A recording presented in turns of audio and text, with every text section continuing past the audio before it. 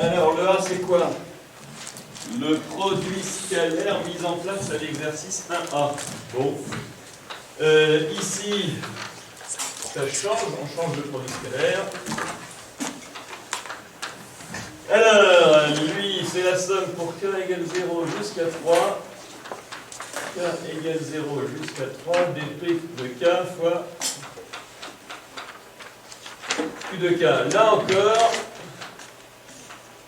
on va orthogonaliser 1 x carré x cube. Mais les calculs, alors je refais pas le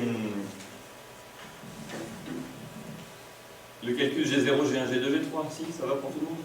C'est les mêmes formules, quoi. Ça vous va? Seulement, bon, G0 égale quoi? Et on l'appelle G... on reprend les mêmes notations. G0, c'est 1. Allez, G1, qu'est-ce que c'est? C'est x carré, x scalaire. X scalaire. C'est toujours pareil, hein? X moins x scalaire G0 sur G0 scalaire G0, le tout facteur de G0. Donc ça fait x moins x scalaire 1, le tout divisé par 1 scalaire 1 fois 1. Mais ici, que vaut 1 scalaire 1?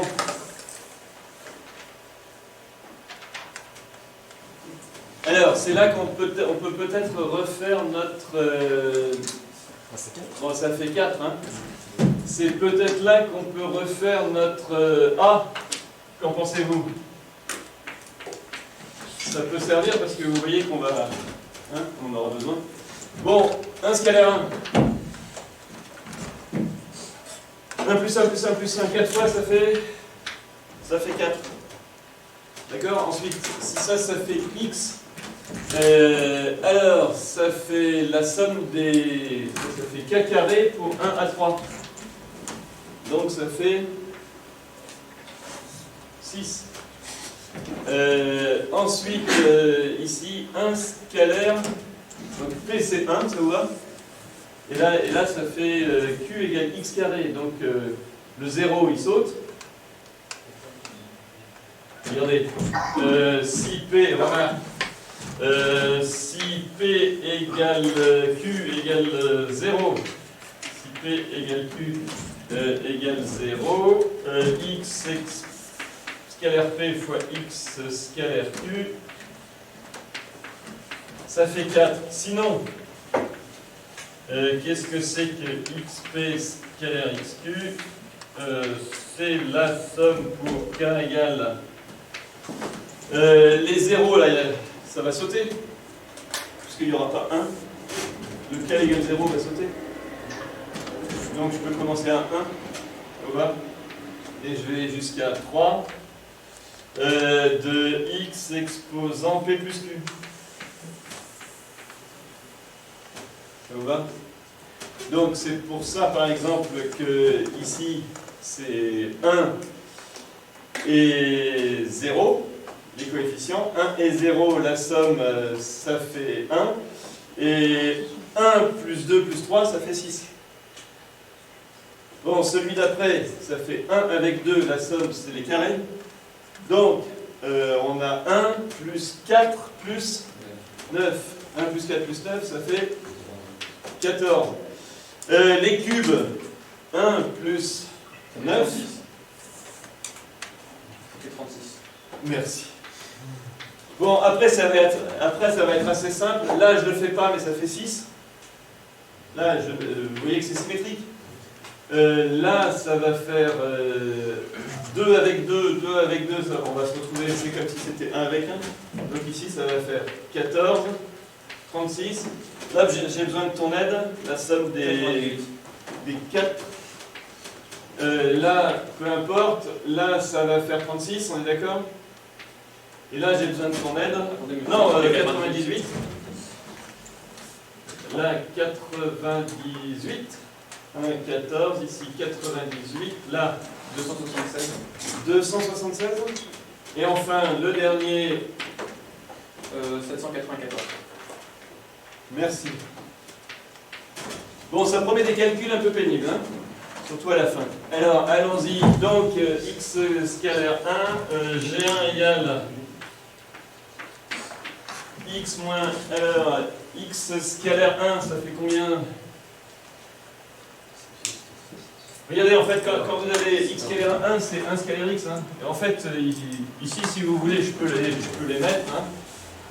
Ici, j'ai 6, ici, j'ai 14, ici, j'ai 36, ici, j'ai 276, ici, j'ai 98, et là, j'ai 36, c'est ça? Bon, alors, ça fait combien? X moins 6 quarts, c'est ça? Ça fait 6, celui-là. Ça fait 6. Le G0, ça fait 4. Et le 1, le G1, le G0, ça fait 1. Donc G1 égale X moins 3 demi. Allez, on va faire G2, mais on ne fera pas G3. G2 égale X carré moins. Alors, x carré scalaire 1 sur 1 scalaire 1. Le tout fois 1 moins x carré scalaire x moins 3 demi sur x moins 3 demi scalaire lui-même. Le tout facteur de x moins 3 demi. Oui. Pardon? Je n'ai pas compris comment vous faites le calcul. Là? Eh bien, comme ça, là, je fais la somme des exposants. Quand je veux faire xp scalaire xq, pour p ou q différent de 0, 0, autrement dit pour le couple pq différent de 0, 0, hop, tu fais la somme des exposants et tu sommes les cas fois cet exposant, enfin d'exposants donnés, entre 1 et 3. Donc, par exemple, ici, celui-là, les exposants, c'est 0 et 3. 0 et 3, ça fait la somme des cubes entre 1 et 3. Donc, ça fait 1 plus 8 plus 9. Ça vous va? Bon, G2, G2, G2. Alors, ce que je vous conseille dans ces cas-là, une fois que vous avez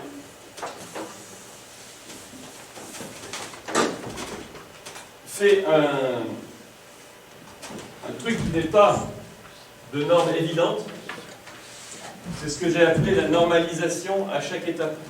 C'est-à-dire, qu'est-ce que c'est que norme de G1? Dès que vous avez norme de G1, dès que vous avez G1, vous savez que norme de G1 va apparaître dans le calcul du suivant. Donc, vous avez intérêt, par exemple ici, dès que vous avez G0, vous pouvez calculer norme de G0 au carré. Norme de G0 au carré, c'est 4. Et vous le retrouvez où, ce 4 là? Ce 4 là, là, vous allez le retrouver là. Ça vous va? Le norme de G1 au carré, c'est toujours un peu pénible, parce que vous allez le retrouver là. D'accord? Donc, de toute façon, quand vous avez, dans le procédé de Schmitt, si vous devez faire un cran de plus, vous avez toujours intérêt à calculer la norme de celui que vous venez de trouver. Donc là, j'ai trouvé G0, il est donné gratuitement celui-là, hein, par le procédé. Je calcule sa norme. J'ai trouvé G1 en partie grâce à ça, mais là les calculs étaient simples. Là, ce que je vous conseille, c'est de calculer la norme de G1 au carré. Alors, la norme de G1 au carré, qu'est-ce que... Regardez, ça c'est celui-là, moins celui-là. Alors, c'est x. Vous savez que quand on a un produit scalaire, il est binaire. Donc, on peut le développer. Alors, regardez, ici, ça fait x scalaire x. La norme de... Ça fait donc la norme de x au carré, ça vous va? Moins 2 fois le produit scalaire. Donc, x scalaire 2 tiers. Alors, le double produit, ça va faire moins 3. Moins 3 facteur de x scalaire 1. Ça vous va? Moins 3 facteur de x scalaire 1. Et le dernier, c'est quoi? Alors attention, parce que c'est bilinéaire et pas linéaire. Donc le 3,5, il sort combien de fois? Donc ici, il y a quoi là? 9 quarts de 1 scalaire 1. La norme de x au carré, on la lit où dans ma matrice? C'est 14. Le x scalaire 1, c'est...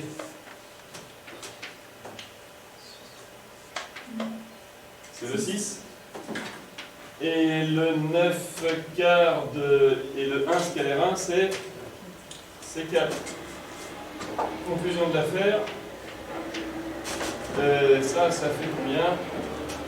14 moins 21 plus 9. Ça fait 5, non? 14 et... Moins 18, pardon. 14, 4, oui, ça fait 5. 14 et 9, 21. 21 moins 18, 5. Donc ici, le 5, c'est celui que je vais retrouver là. Ça vous va? Et enfin, on va écrire x carré... Alors, G2, allez, finissons les calculs. Alors, G2 égale x carré moins, à vous, x carré scalaire 1, ça fait combien? C'est 14. 1 scalaire 1, ça fait 4. Fois 1, bien sûr. Moins, alors ici, on a déjà notre dénominateur, il vient 5, ça va? Et au numérateur, il vient x carré scalaire x, ça fait combien? X carré scalaire x, ça fait 36. Moins 3 demi de 1 scalaire x carré. 1 scalaire x carré, ça fait... Alors, 36, ça fait... Alors, x carré, ça va bien se goupiller. X carré, 36 moins 3 fois 7, ça fait 21. C'est ça? Alors, des x, ça fait combien là? Ça fait un 3, ça, c'est ça? 21, 36 moins 21, ça fait 15. Et 15 divisé par 5, ça fait 3. Bon, on a de la chance, tout ça là fait 3 là. Égal fois 1. Autrement dit, ça fait x carré moins 3x plus... Alors, 14... moins 14 quarts... ça fait plus 1. Allez. Et ben voilà. Alors, G2... j'efface pas ça. G1, on l'a en... Et G2, c'est x carré moins 3x plus 1. Et j'encadre. Donc, on a G0, G1 et G2 avec leurs normes respectives après. Alors, ce que je vous conseille maintenant, c'est de calculer norme de G2, le tout au carré, et puis de calculer G3. Mais là, j'ai pas très envie. Vous comprenez pourquoi? Là, on va arriver là, quoi. D'accord? On va arriver avec des 276e divisés par... D'accord? Alors là, une bonne petite calculatrice, ça peut peut-être servir. D'accord? Jusqu'à présent, on s'était débrouillé à la main. Là... Monsieur, Oui. pourquoi est-ce que c'était 1 à la fin? Plus 1. Pourquoi c'était plus 1? Pourquoi c'était plus 1? Parce que j'ai 2. Vous avez x carré moins, dites-moi, 14 septième, 14 quarts, plus, là on avait moins 3, c'est ça? Moins 3 facteur de x moins 3 demi. Moins 3 facteur de x moins 3 demi. 3 demi, et ça fait x carré moins 3x. Et si on met tout en quart, ici ça fait plus, donc moins, plus, ouvrez là, ici j'ai moins en quart, moins 14, et là j'en ai 18. Ça te va?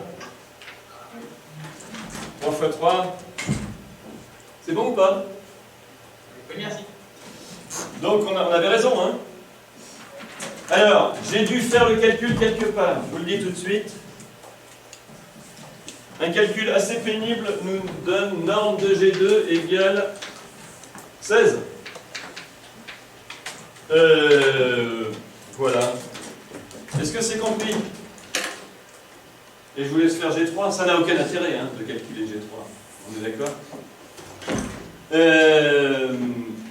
Dites-moi juste ce que vaut G3 et je vous laisse faire le calcul. Dites-moi juste ce que vaut G3 et...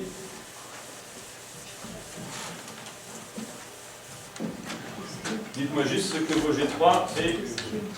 Alors, x cube moins...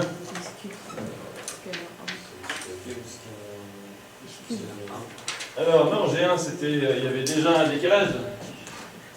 X cube scalaire, je l'ai gardé tout à l'heure, c'était x moins 3 demi, c'est ça? Donc, les calculs vont être pénibles à cause de... Donc c'est x cube moins 3 demi, c'est ça? X moins 3 demi, le G1, c'est qui G1? Pourquoi vous mettez pas le 0 Non, oui, t'as raison. On va commencer par lui.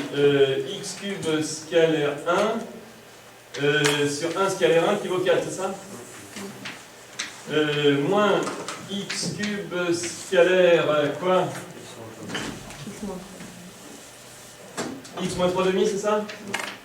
Et dans la norme, x moins 3 demi, c'est? G1 scalaire G1? C'est 5, c'est ça? Le tout facteur de x moins 3 demi. Et enfin, il nous restera moins, je vous écoute, x cube scalaire. Je vais le mettre en dessous parce que... je vais le mettre en dessous parce que j'ai pas la place. Moins quoi? X cube scalaire. X carré moins 3x plus 1, c'est ça? Le tout divisé par la norme que je viens de calculer, à savoir 16, elle est le tout facteur de x carré moins 3x plus 1. Ça va? Alors, c'est là que ça commence à devenir pénible, hein, parce que, vous voyez, x cube avec x carré, ça fait déjà du x5. Hein.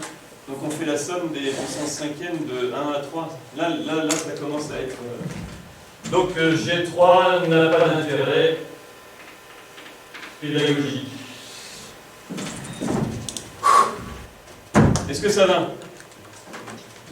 Voilà pour cette application de la formule de Gram-Schmidt. Et bien on va poursuivre le cours. Allez.